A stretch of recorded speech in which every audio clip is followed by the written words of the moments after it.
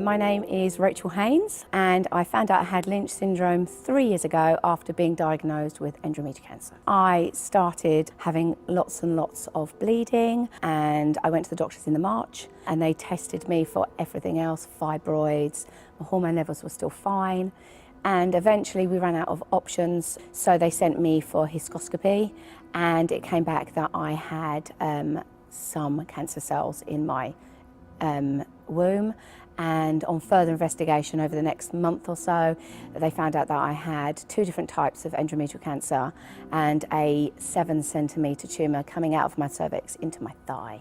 They kept saying I was too young to have endometrial cancer and the average age for endometrial cancer was 70, and I was just, by that point, just glad that someone had found out what was wrong with me.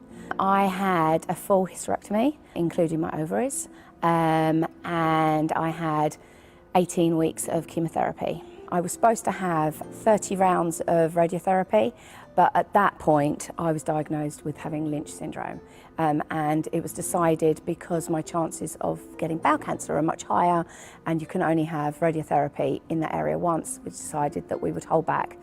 So my dad had bowel cancer when I was 5 for the first time, which was 1976, and then he had bowel cancer another 4 times, and 2 different types of skin cancer.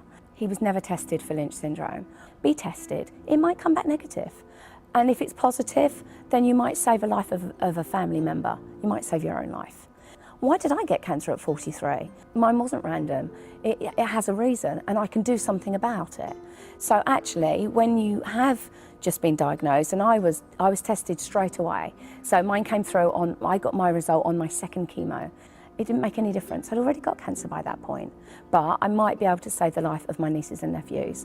And with that knowledge, surely that's got to be the best thing you can pass on.